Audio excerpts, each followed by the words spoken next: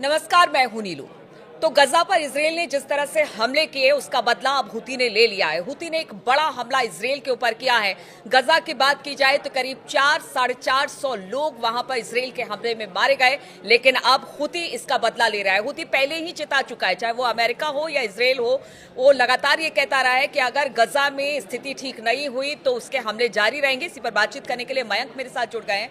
मयंक, जिस तरह से गजा में इसराइल ने हमला किया, इतने सारे लोग मारे गए, रमजान का महीना है, पहले रसद रोकी गई और अब तो कह लीजिए कि सीज फायर तो बिल्कुल खत्म हो चुका है। ऐसे में अब हुती का ये बदला, आप किस तरफ से इस वॉर को आगे बढ़ता देख रहे हैं? देखिए, हुती की तरफ से दो हाइपरसोनिक मिसाइल्स जो हैं वो सेंट्रल और साउथ इसराइल के ऊपर फायर की गई कल, और बताया जा रहा है कि ये, जैसा कि आईडीएफ की तरफ से दावा किया गया है कि रात को सेंट्रल और साउथ नेगेव के इलाके में रात के वक्त अचानक सायरन बजने लगे। लोग जो हैं वो बंकर्स में चले गए। पूरे साउथ इसराइल में कल पैनिक का माहौल था। अच्छा। और हमले का जैसे ही हाइपरसोनिक मिसाइल्स फायर की गई, इसके बाद जो है अलार्म सिस्टम अलर्ट हो गया और उसके बाद एक बार फिर पूरे इसराइल में खल खौफ का माहौल था। और कहाँ मिसाइल गिरेगी, किसके ऊपर गिरेगी, किसी को कोई अंदाज नहीं था। हालांकि आईडीएफ की तरफ से ये दावा किया गया है कि दोनों मिसाइल को जो एरो डिफेंस सिस्टम है उसने नाकाम किया, लेकिन हुतियों का दावा है कि मिसाइल जो है वो सही ठिकाने पे गिरी है।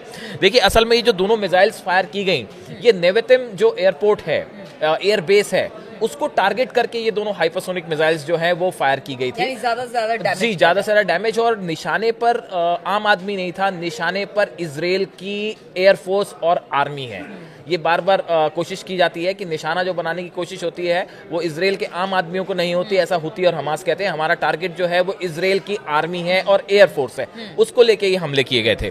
दूसरी तरफ अब इजराइल का कहना ऐसा है कि हमने नाकाम कर दिए हैं, लेकिन हुती और हमास दोनों की तरफ से ये बात साफ कर दी गई है कि जो अटैक गजा में इजराइल ने किया है, इसका बड़ा बदला लिया जाएगा और आने वाले कुछ दिनों में इजराइल पर इससे भी बड़े हमले के लिए इजराइल को तैयार रहना चाहिए। और देखिए, ये एक हमने पहले भी कई बार देखा है कि इजराइल का जो डिफेंस सिस्टम्स हैं, वो चाहे आयरन डोम हो, चाहे एरो हो, ये सब सिस्टम्स पहले भी फेल हो चुके हैं कई बार। तो ऐसे हालात में पूरे इजराइल में एक पैनिक का माहौल था। रात के वक्त अचानक सायरन बजने लगते हैं कि भाई मिसाइल अटैक है, मिसाइल कहाँ पे गिरेगी, क्या बड़ा नुकसान तो नहीं हो सकता।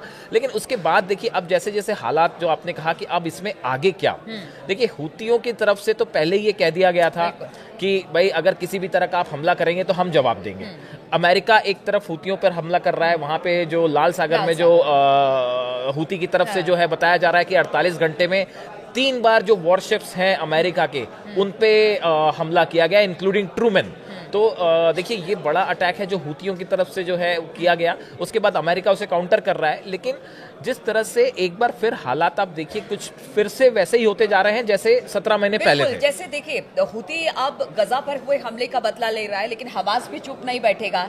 इधर अगर ईरान की बात की जाए तो ईरान भी कहा यह जा रहा है कि वो भी हो सकता है कि अगर ये हमले तेज होते हैं इसराइल की तरफ से या अमेरिका इसमें इन्वॉल्व होता है तो फिर इसमें दखल ईरान का भी हो बिल्कुल 100% होगा। देखिए, ये जो हमला इसराइल ने किया, सीज फायर तोड़ा, देखिए इसकी तैयारी पता चल रहा है कि एक महीने पहले कर ली गई थी। अब आप देखिए ये कितना एक प्रकार का वो है कि एक तरफ तो नेतन्याहू और इसराइल जो है सीज फायर चल रहा है और आप अंदर ही अंदर एक बड़ी प्लानिंग कर रहे थे बड़े हमले की। ये बात अब साफ हो गई है। सोशल मीडिया में इंटरनेशनल एक्सपर्ट कह रहे हैं कि ये डबल स्टैंडर्ड जो था एक प्रकार का, कि आप ऊपर से तो सीज फायर दिखा रहे हैं, आप ये चाह रहे थे शायद कि बंधक पूरे रिहा हो जाएं, लेकिन अंदर ही अंदर जो है ये बड़े हमले की तैयारी एक महीने पहले से इजराइल कर रहा था, जिसकी आशंका पहले से हमास को भी थी, जिसकी आशंका हुतियों को भी थी और जिसकी आशंका जो है ईरान को भी थी। ईरान भी इस बात के लिए तैयार था कि आज नहीं तो कल ये सीज फायर खत्म होना है। अब देखिए, इन हालात में कई चीजें हैं। पहली बात तो बंधकों का क्या होगा। हमास ने साफ किया अगर इस तरह के हमले जारी रहे तो बंधकों की जान को खतरा है। बात नंबर 2 ये है कि इजराइल को लेकर एक बार फिर से वही सिचुएशन दिखाई दे रही है कि एक तरफ हुती, हमास जो है इस्लामिक जिहाद जो ऑर्गेनाइजेशंस हैं वो एक बार फिर एकजुट हो रहे हैं। तो ऐसे में किसी भी दिन जो है आप देखिए कि अभी पिछले इजराइल में कई छोटे छोटे हमले हुए और नागरिकों, जो फिलिस्तीन से जुड़े नागरिक हैं, उन्होंने अंदर घुस के हमले किए।